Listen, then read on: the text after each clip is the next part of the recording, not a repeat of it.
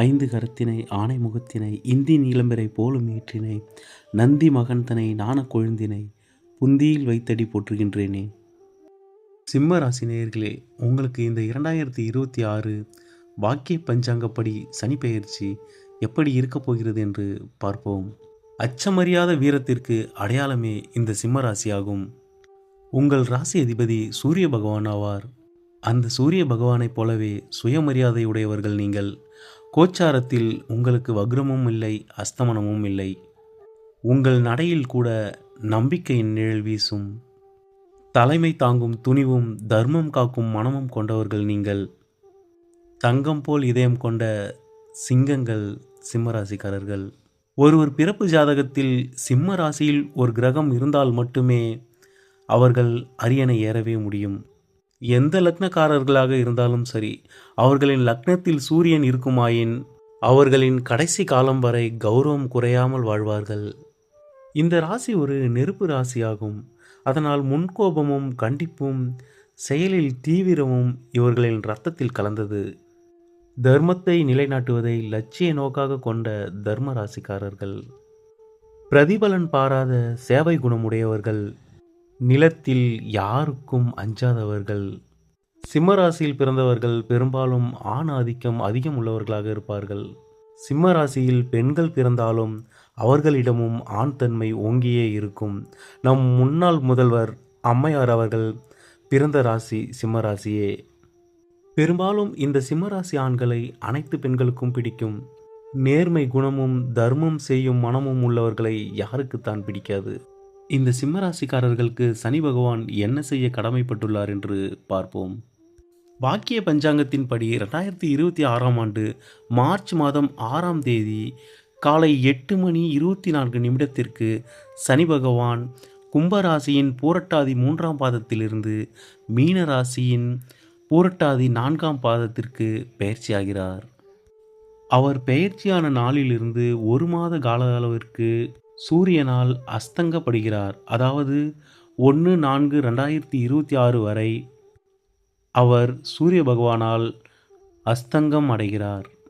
2026 April 1 முதல் அவர் முழு பலத்துடன் செயல்பட தொடங்குவார்.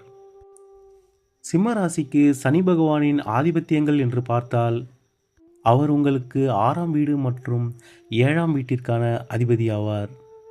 6ஆம் இடத்தின் மூலம் அடிமை தொழில், நோய், கடன், பகை, எதிரி இவற்றை கொடுக்க கடமைப்பட்டவர். அது மட்டுமின்றி இவர் உங்கள் கலஸ்திரஸ்தானத்திற்கும் அதிபதியாவார். எனவே உங்களுக்கு அமையப் போகின்ற மனைவி, தொழில் கூட்டாளிகள், நண்பர்கள், பிறரால் நீங்கள் அடையப் போகின்ற நன்மையை குறிக்கும் இடமாகும். இப்பிறவியில் இவற்றையெல்லாம் உங்களுக்கு கொடுக்க கடமைப்பட்டவர் சனி பகவானே. இந்த சனி பகவான் தற்பொழுது உங்களுக்கு 8ஆம் இடமான மீன ராசியில் சென்று மறைகிறார். 8ஆம் இடம் என்பது மறைவு ஸ்தானமாகும். இந்த இடத்தில் அவர் அமர்வதால் வம்பு, வழக்கு, கோர்ட் கேஸ், அவமானம், அவப்பெயர், ஆயுள் கண்டம் போன்றவற்றை கொடுக்க கடமைப்பட்டவராகிறார். இந்த 2026ஆம் ஆண்டு உங்களுக்கு ஏற்பட போகும் பிரச்சனைகளுக்கு சனி பகவான் மட்டுமே காரணமாக மாட்டார், ஆனால் அவரும் ஒரு காரணமாவார். ஏனென்றால் ஏற்கனவே கேது பகவான் உங்கள் ராசியிலேயே சஞ்சாரம் செய்து கொண்டிருக்கின்றார். 7ஆம் இடத்தில் ராகு பகவான், தற்பொழுது 8ஆம் இடத்தில் சனி பகவான் என 3 அசுப கிரகங்களும் உங்களுக்கு சரியில்லாத இடத்திலேயே சஞ்சாரம் செய்து கொண்டிருக்கின்றனர். இந்த காலகட்டத்தில் வரவேற்கத்தக்க ஒரு விஷயமாக கெட்டவன் கெட்டிடில் கிட்டிடும் ராஜயோகம் என்ற யோக அமைப்பும் உங்களுக்கு செயல்பட போகிறது. ஏனென்றால் கடன் பகையை கொடுக்க வேண்டிய 6ஆம் இடத்து அதிபதி 8ஆம் இடத்தில் மறைகிறார். இது மட்டுமின்றி உங்கள் 8ஆம் இடத்து அதிபதியான குரு பகவான் வரும் ஜூன் மாதத்திற்கு பிறகு 12ஆம் இடத்தில் மறைவார். ஒரு மறைவு ஸ்தானாதிபதி மற்றொரு மறைவு ஸ்தானத்தில் மறையும் பொழுது உங்களுக்கு எதிர்பாராத பல நன்மைகள் ஏற்படும். பெரிதாக நீங்கள் எதற்கும் கவலைப்பட வேண்டிய அவசியம் இருக்காது. ஆனாலும் 8ஆம் இடத்து சனி பகவான் தன்னால் முடிந்த தொந்தரவுகளை கொடுக்கத்தான் செய்வார். உதாரணமாக, நீங்கள் ஒரு நிறுவனத்தில் வேலை பார்த்து கொண்டிருக்கிறீர்கள். உங்கள் மேலதிகாரிக்கும் உங்களுக்கும் சில முரண்பாடுகள் ஏற்பட்டு நீங்கள் வேலையை விட்டு நின்று விடுகிறீர்கள். பிறகு வேறொரு நிறுவனத்தில் நீங்கள் வேலைக்கு சென்று சேர்ந்து விட்டீர்கள் என்று வைத்துக்கொள்வோம். இப்பொழுது நீங்கள் யாரிடம் சண்டை போட்டுக்கொண்டு வேலையை விட்டு வந்தீர்களோ அவரே நீங்கள் புதிதாக சேர்ந்த நிறுவனத்திற்கு உங்களுக்கு மேலதிகாரியாக வந்தால் எப்படி இருக்கும்? அப்படித்தான் இருக்கப் போகிறது இந்த சனி பெயர்ச்சி. நீங்கள் போகின்ற இடமெல்லாம் ஏதோ ஒரு தொந்தரவு உங்களை துரத்தி கொண்டே இருக்கும். சரியாக தூக்கம் வராது. அதிக மன அழுத்தத்திற்கு ஆளாவீர்கள். உங்களை யாரும் எதுவும் செய்துவிட முடியாது. எப்பொழுதுமே யாராலும் உங்கள் கம்பீரத்திற்கு குறை இருக்காது. நீங்கள் உறங்கச் செல்லும் பொழுது கொசுக்கள் உங்கள் உடலில் ஒரு குறிப்பிட்ட இடைவேளையில் மாறி மாறி கடித்தால் எப்படி இருக்கும்? அதுபோல சில தொந்தரவுகள் இருக்கத்தான் செய்யும்.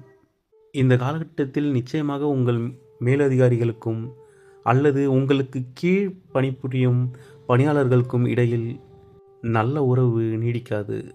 நீங்கள் ஒரு நிறுவனத்தில் மேலாளராக இருக்கிறீர்கள் என்றால் உங்களுக்கு கீழ் ஒரு 10 நபர்கள் பணியாற்றுகிறார்கள் என்றால் அவர்களிடம் வேலை வாங்குவதில் கோபதாபங்களை காட்டாதீர்கள். அவர்கள் உங்களுக்கு எதிராக செயல்பட ஆரம்பித்து விடுவார்கள். வேலை வாங்குவதில் அதிகாரத்தை பயன்படுத்தாமல் பணிவாக பேசி பழகுங்கள். சனி பகவான் கண்ட சனியாக இருந்த காலகட்டத்திலேயே உங்கள் நண்பர்கள் பலர் எதிரியாகி இருப்பார்கள். மீதம் இருந்த சிலரும் இந்த காலகட்டத்தில் உங்களை விட்டு விலகுவார்கள். நீங்கள் தொழில் செய்து கொண்டிருக்கிறீர்கள் என்றால் உங்கள் கூட்டாளிகள் உங்களிடமிருந்து பிரிந்து செல்லக்கூடும். அவர்களால் சில துரோகங்களையும் நீங்கள் அனுபவிக்க நேரிடும். பிறகு நிச்சயமாக உங்கள் மனைவியால் நிறைய பிரச்சனைகளை சந்திப்பீர்கள். உங்களை அறியாமல் நீங்கள் செய்யும் செயலால் அவர்கள் அதிருப்தி அடைவார்கள். இதனால் குடும்பத்தில் தொடர்ந்து பிரச்சனைகள் இருப்பது தவிர்க்க முடியாததாகவே இருக்கும். அதேபோல் உங்கள் ராசியில் இருக்கும் ராகு பகவான் உங்களுக்கு தேவையற்ற தொடர்புகளை ஏற்படுத்துவார். எனவே ஆண்களாக இருந்தால் பெண்களிடத்திலும் பெண்களாக இருந்தால் ஆண்கள் இடத்திலும் மிகவும் கவனமாக இருங்கள். உங்கள் குடும்பத்தில் உள்ள பிரச்சனைகளுக்கு ஆறுதல் கூறுவது போன்று உள்ளே வரும் இவர்கள் நாளை உங்களுக்கு பெரிய அவமானத்தை ஏற்படுத்தி விடுவார்கள். ஏனென்றால் சனி பகவான் இப்பொழுது பெயர்ச்சியாகி வரும் இந்த மீன ராசியானது உங்களை தலைகுனிய வைக்கவே சனி பகவானானவர் கடமைப்பட்டவராகிறார். பாரபட்சமின்றி நீங்கள் செய்யும் சிறு தவறுக்கு கூட இனி நீங்கள் தண்டனை அனுபவிப்பீர்கள். இந்த காலகட்டத்தில் பொய் சொல்வதை குறைத்து கொள்ளுங்கள். குறிப்பாக மனைவியிடம் பொய் சொல்லாதீர்கள். சிம்மராசிக்காரர்களே, உங்களுக்கு மட்டும் ஏன் இப்படி நடக்கிறது என்று வருத்தப்பட்டு கொள்ளாதீர்கள். கடைசி 8 வருடங்களாக மகர ராசிக்காரர்கள் பிரித்து மேயப்பட்டார்கள். உயிர் மட்டும்தான் அங்கு கிடைக்கிறது. கும்பராசிக்காரர்கள் சாமியாராக போய்விடலாமா என்று யோசித்து கொண்டிருக்கின்றனர். மீன ராசிக்காரர்கள் நோ கமெண்ட்ஸ் என்று சொல்லும் அளவிற்கு பரிதாப நிலையில்தான் இருந்து கொண்டிருக்கின்றனர். நீங்கள் அதற்கு விதிவிலக்கெல்லாம் கிடையாது. எனவே நீங்கள் செய்த தவறுக்கும் நிச்சயமாக கர்மகாரகன் துளியும் பாரபட்சமின்றி தண்டனையை வழங்குவார். நம் ஆன்மா கொண்டு வந்த சஞ்சித கர்மாவையும் நம் முன்னோர்கள் நமக்கு கொடுத்த பிராப்த கர்மாவையும் இப்பிறவில் நீங்கள் உடலாலும் மனதாலும் செய்த தவறுகளுக்கும் சனி பகவான் தன் தண்டனைகளை கொடுப்பார். நான் எதற்காக பிற ராசிகளை ஒப்பிட்டு காட்டினேன் என்றால், நீங்கள் மட்டும் இந்த உலகத்தில் கவலைப்பட்டு இருப்பதாக நினைத்து கொள்ளாதீர்கள். உங்களுக்காவது பரவாயில்லை. 2.5 வருடத்தில் சனி பகவான் தான் கொடுக்க வேண்டிய அனைத்தையும் கொடுத்துவிட்டு சென்று விடுவார். ஆனால் 7.5 வருடம் 8 வருடங்களுக்கு அங்கு பிரச்சனைகளை சந்தித்து வருபவர்களை நினைத்து ஆறுதல் அடைந்து கொள்ளுங்கள். இந்த அஷ்டம சனி காலகட்டத்தில் நீங்கள் முக்கியமாக செய்யக்கூடாத விஷயங்கள் என்று பார்த்தால், கண்டிப்பாக கடன் வாங்காதீர்கள். யாருக்கும் ஜாமீன் கையெழுத்து போடாதீர்கள். கடன் கொடுக்காதீர்கள். நீங்கள் கடன் கொடுத்தீர்கள், ஜாமீன் கையெழுத்து போட்டீர்கள் என்றால் அந்த பணத்தை நீங்கள் தான் கட்ட வேண்டி வரும். அதேபோல் இல்லீகல் அஃபேர்ஸ் கூடவே கூடாது. இந்த காலகட்டத்தில் உங்களுக்கு தான் சோஷியல் மீடியாக்கள் மற்றும் பல செயலிகளின் மூலம் இது போன்ற செயல்களுக்கு நீங்கள் தூண்டப்படுவீர்கள். இந்த விஷயங்களில் மிக மிக மிக எச்சரிக்கையாக நீங்கள் இருக்க வேண்டும். இதுவரை தலை நிமிர்ந்தே நடந்த உங்களை தலைகுனிய வைத்துவிடும். நீங்கள் ஒன்றுமே செய்யாவிட்டாலும் நீங்கள் தவறு செய்ததாக காசிக் பரப்பப்படும். எனவே மிகுந்த கவனமாகவும் எச்சரிக்கையாகவும் செயல்படுங்கள். இந்த காலகட்டத்தில் அடுத்தவர் பிரச்சனைகளில் தலையிடுவதை நிறுத்தி கொள்ளுங்கள். ஏனென்றால் அடுத்தவர்களின் பிரச்சனைகளுக்காக நீங்கள் சென்று கோர்ட் கேஸ் என மாட்டிக்கொள்ளவும் நிறைய வாய்ப்புள்ளது. 8ஆம் இடத்தில் மறைந்த சனி பகவானால் உங்களுக்கு சில அதிர்ஷ்டங்களும் நடைபெறும். திடீர் பணவரவு, மனைவி வழியில் சொத்துக்கள் கிடைப்பது போன்றவை எதிர்பாராமல் உங்களுக்கு நடைபெறும். குடும்பத்தில் சண்டை சச்சரவுகள் தவிர்க்க முடியாததாகவே இருக்கும். உங்கள் உடன் இருப்பவர்களே உங்களை புரிந்து கொள்ள மாட்டார்கள். இந்த காலகட்டம் மட்டும் இப்படித்தான் இருக்கும். நீங்கள் சகித்து கொண்டும் பொறுத்து கொண்டும் தான் செல்ல வேண்டும். யார் என்ன சொன்னாலும் அதை காதில் வாங்கிக் கொள்ளாதீர்கள். உங்கள் வேலை என்னவோ அதை மட்டும் செய்து கொண்டிருங்கள். ஏனென்றால் உங்கள் குடும்பத்தின் கதையை வைத்து புறம் பேசுபவர்களை நாம் ஒன்றும் செய்ய முடியாது. சுகி சிவம் ஐயா சொன்னது போல, இப்படி செய்தால் இதுவும் தவறு, அப்படி செய்தால் அதுவும் தவறு, கத்தும் நாய்க்கு காரணம் வேண்டாம், தன்னிழல் பார்த்து தானே கத்தும்.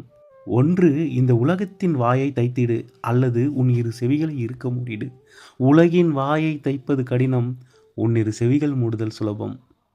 அதனால் யார் என்ன சொன்னால் என்ன, நீங்கள் யார் என்று உங்களுக்கு தெரியும். உங்கள் தகுதி என்ன, உங்கள் திறமை என்ன என்று உங்களுக்கு தெரியும்.